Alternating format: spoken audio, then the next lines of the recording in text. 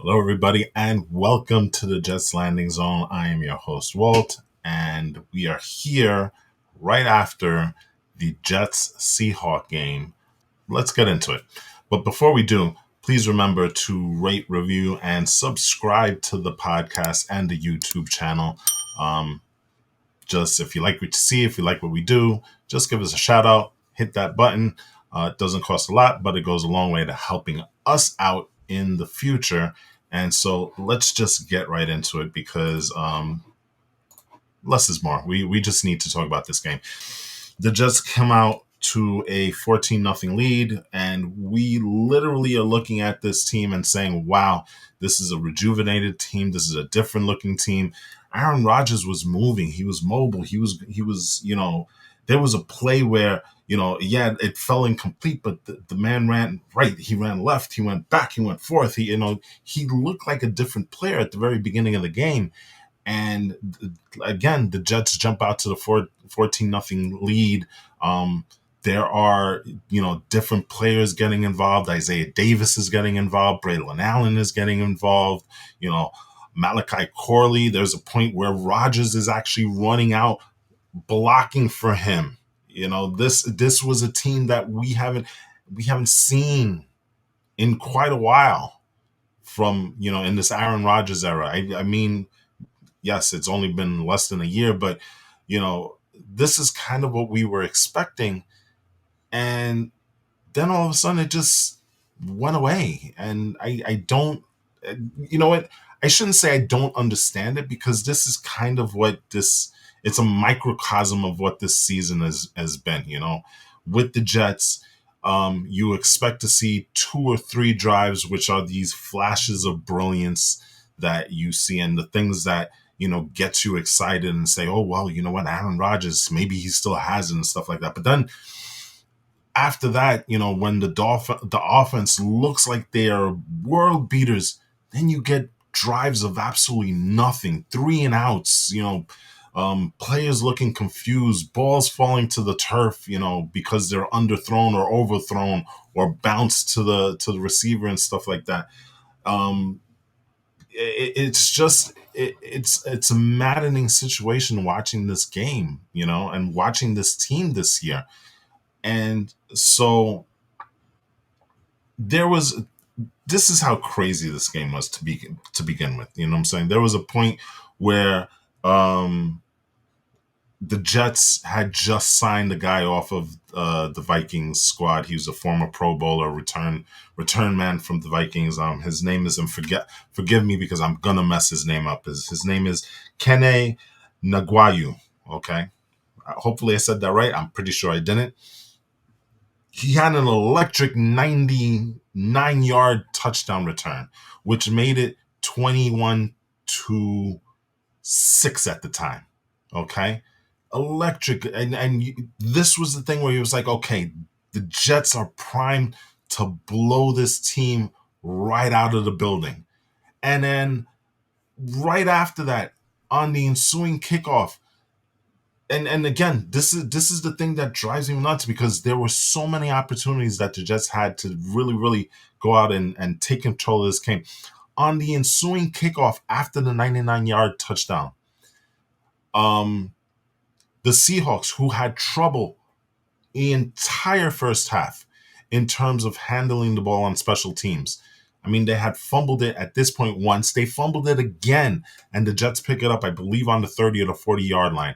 And they move down, and shortly after that, Aaron Rodgers has an opportunity to really put this game away and make it 28-7 at the time.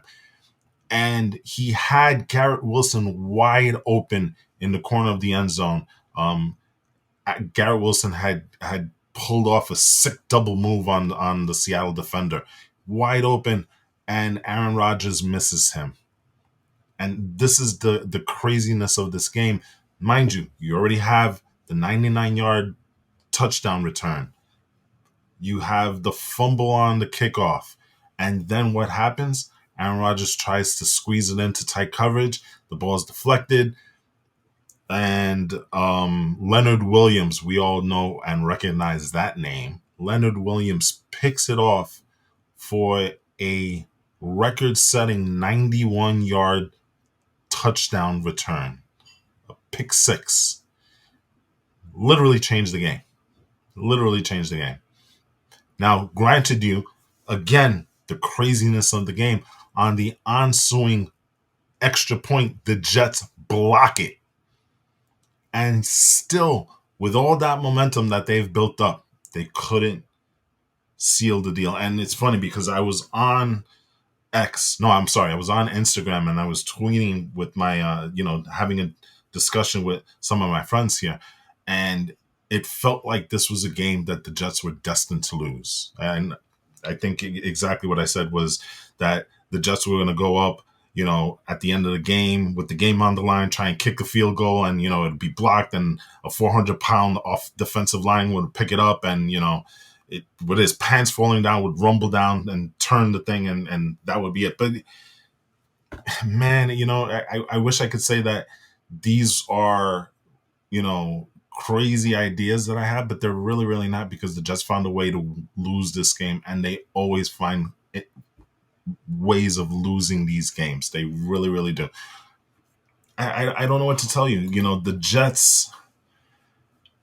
Jets offense, outside of those two drives in the first, they were shut out in the second, third, and fourth quarter. They did not score after the first quarter, after that second touchdown to Isaiah Davis. They didn't score. And so it feels like this is a microcosm of the Jets season, because this is what we know of the Jets. The Jets are going to tantalize you with 2 or 3 drives that look like they're world beaters. Like, they look like they can, if they play like this all the time, they can beat anybody. But they follow that up with drives that they do absolutely nothing. 3 and outs, dropped balls, passes that are either too short or too far, passes that aren't accurate. It's maddening how we continue to look at this team. And the defense today was not bad, but the defense, again, plays soft in big moments. They play down to the level of this team. They play really, really well, kind of like the offense, right? They play really, really well, and then all of a sudden, they give up the big play at the worst possible time. At the worst possible time. And let me not even get started, because this is a team that really, really, it can't get out of its own way. It really can't. 10 penalties. 10 plus penalties. I don't know if they had any more at the time, because you know what, I just stopped counting. In the second half alone, 10 plus penalties. Penalties at the worst times. There was going to be a 4th down stop that was negated by Solomon Thomas and a quote unquote horse tackle. You can say what you want. Maybe it was, maybe it wasn't, but I don't know what else to say about this team anymore. I can't get mad at this team anymore, because what, we've seen it too many times. For me to get mad, it makes no sense. And literally, again, while I was on this chat with one of my friends on Instagram, I go and say, you know what? It's 21 to, what was it, 13 or something like that. And I said, this team is not going to hit 30. And it's crazy, because they didn't score after that. This was a game that literally was there for the taking. And again, we look at this team and the failings, that all the missed opportunities that it has. This was a game where Seattle was literally saying, take the game. We don't want to win the game. You can have it. And the Jets were like, no, you take it. No, you take it. No, you take it. No, you take it. It was that all day. And then finally Seattle said, all right, well, if you don't want to win the game, then we'll do it for you. And listen, you kind of give credit to the team, because they didn't come out flat. for the most part, but they fought through this game.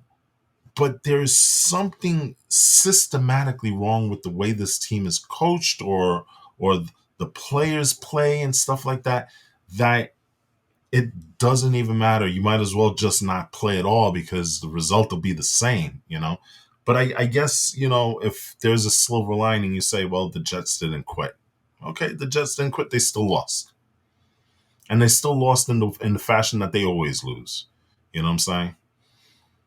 And listen, I'm sorry, I've said this before. I hate to beat a dead horse and stuff like that. Aaron Rodgers ain't it. Aaron Rodgers needs to leave. Aaron Rodgers, again, it was funny because the beginning of the game for Aaron Rodgers, and even I said this, I'm like, this does not look like the Jet. Where was this Jets team all along? The beginning of the game was dynamic for the Jets. If we're going to say something, if we're going to be honest, Aaron Rodgers looked the healthiest that he's ever been since he's had and put on a Jet uniform. He was mobile. There was a play, and yes, it resulted in nothing, but there was a play. He went left, he went right, he went back, he went forth. It was a good 7 or 8 seconds of him just scrambling, something we've never seen him do yet as a Jet. I mean, there was a point where, on a sweep by Malachi Corley, where he went out and running down the sideline and blocking for Malachi Corley. Now, listen, he got his ass handed to him, but at least the man was moving, the man was mobile, and again, this is where I said, a lot of emphasis was put on the broadcast today that today's his last day as a 40-year-old. Tomorrow's his birthday. He looked every bit the part, because one thing that's kind of been the constant with Aaron Rodgers this year is that we see flashes of the old Aaron Rodgers. We see these little brilliant spots where we get tantalized. And I feel like we're dealing with Zach Wilson all over again. These little moments where you look at the quarterback, whether it's Aaron Rodgers or Zach Wilson last year or the year before or the year before that, there are these little moments where you look at the team and you look at the way the quarterback is playing, and it's like, man, if we can get this all the time, this team could be really, really good. And that's what's going on with Aaron Rodgers. We saw that with Zach Wilson. We dealt with that for Zach Wilson for 3 years. He was the ultimate teaser in terms of quarterback play, because for every bad and down moment that Zach Wilson had, there were moments where we were like, what the fuck? Where did this come from? You know what I'm saying? And we're seeing with Aaron Rodgers also. The difference is with Zach Wilson, it doesn't look like he was very good. And so, he has talent, but he doesn't have it all. He doesn't have the complete package that a quarterback needs. With Aaron Rodgers, we know that he has it, but he's old. And so, at 40 years old, which is old, I guess, in NFL terms, right? But at 40 years old, Aaron Rodgers only has a couple of good drives a game. And then he kind of stagnates back to just, being stagnant. Because that's what happened. It seemed like all of his energy was built up in that first quarter, and then there was a severe drop off after that. And that was it. That was really the end of the game. You know what I'm saying? You got the best of Aaron Rodgers in that first quarter, and then after that, it was just very mediocre Aaron Rodgers, and that's not enough for this team. Another thing that drives me nuts: Garrett Wilson doesn't get involved in the offense until the fourth quarter. Breece Hall, and I understand that he was injured. He was nursing a knee injury. One target. This is a dynamic player who is always at the top every year in terms of receptions, not just as a running back, but just as a player himself. And you can only muster one target for him. There feels like there is such a misuse of players here. And so that brings me to my point. Um, a lot of people I see on X and stuff are saying, well, maybe this is the point where you bench Aaron Rodgers. And you know what? I kind of agree. I've been saying that for a couple of weeks now. I think you need to bench Aaron Rodgers because this team's going nowhere with him. You can do that without him. And so I think it's time where we have to, start thinking of our future. And so it's clear that we're going to get a new general manager. And by extension, it's pretty clear Jeff Ulbrich is not coming back. And I feel bad for him because, you know what, again, I've said this, for a number of weeks now. He was put in a horrible position, but he's not going to come back. So that means you're going to be looking at the very least, a new GM and a new head coach. You need to start looking at a new quarterback also. Okay. And listen, a lot of people have said, well, you know what, maybe you bring in a head coach that's willing to work with Aaron Rodgers for another year. Why? Because quite honestly, what you see is what you get. This is the best you're going to get out of Aaron Rodgers. You're going to get an Aaron Rodgers that maybe gives you a 50% to 60% completion percentage. He'll do just enough. And how many times have we seen going into the second half Aaron Rodgers with sub 100 yards passing? He had a clean pocket for the majority of the game today, still throwing 4 to 5 yard passes. There were some shots that he took, shots that he couldn't complete. There was a one down the sideline where Devontae Adams was called on a PI. It's still the reason that he had to push off was because the ball was underthrown. So Aaron Rodgers can't push the ball down the field anymore. You can't live with a quarterback that, only gives you 4 to 5 yard passes. I was reading on X again, another stat where he's now responsible for 5 games so far of under 5 yards per pass. The most by far in the NFL. There are a couple of quarterbacks that have done it. They've only done it once. You can't win in this day and age where you're constantly dinking and dunking, because eventually, especially with a running game that you really, really want to, emphasize and really focus on, you can't do it like that. You need to be able to stretch the field to open up the running game. Part of the reason why Breece Hall really hasn't been able to kind of like open up and be Breece Hall like he's been in other years and stuff like that. And Breece Hall didn't have a good game today. He lost 2 fumbles today. Again, maybe it's because of the injury, but again, didn't have a good game. So with Aaron Rodgers, again, he's not a guy that you can trust to lead your franchise going forward. So do the right thing, Jets, and cut the cord now. I'm not saying you cut him now. Maybe you wait until the end of the season. Maybe you wait until June 1st to cut him, so that way, it's a minimal hit to the salary cap, but cut him now. Because the last thing you want to do is, first of all, if you're bringing in a new GM and a new head coach, there's a pretty substantial chance that they don't want to deal with the headache that is Aaron Rodgers, right? First of all. Second of all, you have to wonder, why would it'd be a different discussion if we were talking about Aaron Rodgers of 5 years ago, where, this GM head coach combo was inheriting a still really good Aaron Rodgers. That's not the case. So all you're going to do is you're going to bring Aaron Rodgers back for another year of what you have right now. Okay?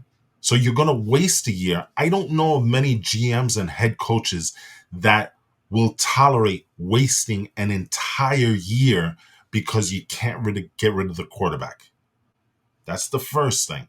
The second thing, and this to me feels like it's the most important part of this equation. Next year, you're going to have your 2022 class. They're going to start becoming available. Okay. You're going to have to start thinking about making decisions on these guys like Breece Hall, like Garrett Wilson, um, you know, like Sauce Gardner. And if the best that you can offer them is another year like this, what is the incentive for them to come back? There is none. There is none. At the very least, if you bringing a new GM, a new head coach, and a new quarterback, whether it be Tyrod Taylor, whether it be Jordan Travis, which I'm actually interested in seeing what the kid can do. And maybe as of this recording right now, the Jets stand with the 5th pick in the draft. Maybe they go after a quarterback this year. Now, granted, quarterback class isn't the greatest, but you never know, because these guys may not look the part, but when they get here, it's totally different. Brock Purdy, perfect example. Lamar Jackson, who was taken at the very end of the first round, probably one of the best, if not the best quarterback of that draft. You know what I'm saying?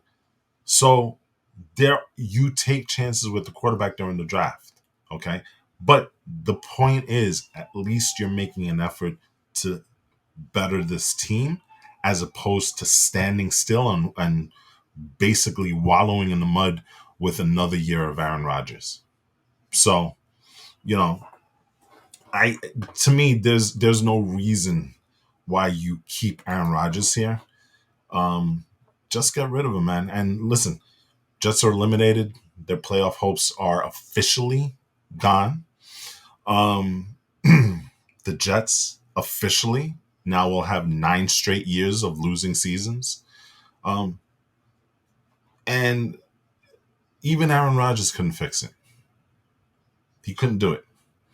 This is going to be the 14th straight year that we missed the playoffs. Even Aaron Rodgers couldn't fix it. So you know what? Move on from him.